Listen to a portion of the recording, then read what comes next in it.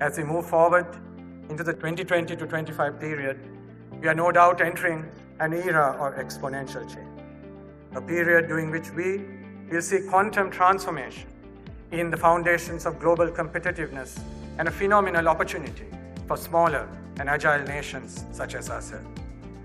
The capturing of this opportunity would, however, need us to exploit with keen awareness the megatrends, realities, and tools of this emerging age.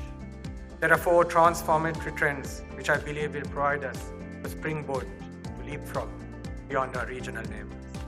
First, the ethos of inclusion, and in particular the thesis of inclusive capitalism. Second, the megatrends around the 4th industrial revolution. Third, the power of ecosystems. And fourth, the acceleration of a pervasive form of globalization. Returning to the first of these megatrends, inclusive capitalism, is a thesis which negates the contradiction between capital growth motives and social development outcomes. Growth models which are inclusive would seek to ensure that the economic impact of products, services, employment, and secondary and tertiary multipliers are relevant, available, and affordable to as many people and communities as possible. Through this approach, the seemingly conflicting objectives of capital growth versus outreach, or in Sri Lankan context, going beyond the Western province, as well as capital growth versus social and environmental contribution, are no longer compartmentalized. They are integrated within a single-minded ethos of growing business, but doing so with an objective of delivering an impact which is as plural as possible. Inclusion, ladies and gentlemen, is not a business model born out of philanthropy, nor is it the pathway to mediocrity. It is indeed, albeit not perfectly so, the model which underlies the richest organizations on this planet today.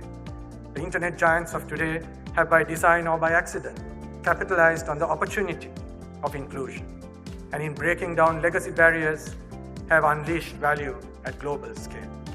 Some call it disruption, I call it inclusion. The second megatrend of the 4th industrial revolution, or the 4th IR for short. I have consistently believed in the power of technology to deliver a more equal nation. That is, to bridge asymmetries in opportunity, to eliminate disparities in the access to basic human rights, such as information, education, and health, and in accumulation, the opportunity to flatten the rich-poor gradient across communities, societies, businesses, and ultimately across nations. I also believe that the plurality so established accelerates the creation of economic wealth. I believe it is by no means a zero-sum game, and that in fact everyone is a winner in a more equal world.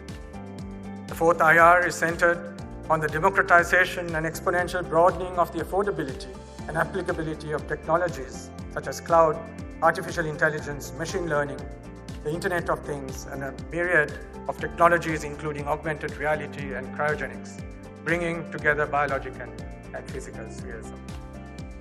I believe that the 4th IR, if applied with an inclusive mindset, provides an exciting platform for the reduction in disparity and inequality. The installation of a modern rendition of social equity, an opportunity for smaller nations to catch up with the legacy dominions, and likewise for single country businesses to reach out and be competitive players in global ecosystems. Which brings me to the 3rd and 4th megatrends, those of ecosystems and pervasive globalization. They both ride on the outcomes of the 3rd and 4th industrial revolutions. Revolutions in connectivity, digitization, and automation, not only of physical processes, but also of knowledge and learning. Going forward, competitiveness of individuals, businesses, and nations would depend not only on the strengths and capabilities of the individual or monolithic business, but on the power and competitiveness of the physical and virtual ecosystems of which they are a part. Thinking which is inclusive as well as ecosystem-based, in combined with IR4 technologies, will then enable what I would call pervasive globalization. Today's technological platforms, if deployed inclusively, enable really true globalization of every possible interaction or transaction we can think of. Barriers of language, distance, and even the subject or individual-specific information domains would be rendered irrelevant. In summary, ladies and gentlemen, we are entering an era where the collective is clearly more powerful than the single. An era where the large cannot flourish without the small, and it is always more profitable to include rather than exclude. It is an era where an inclusive and non-partisan, nation-minded and context-focused organization such as our chamber has a very important role to play.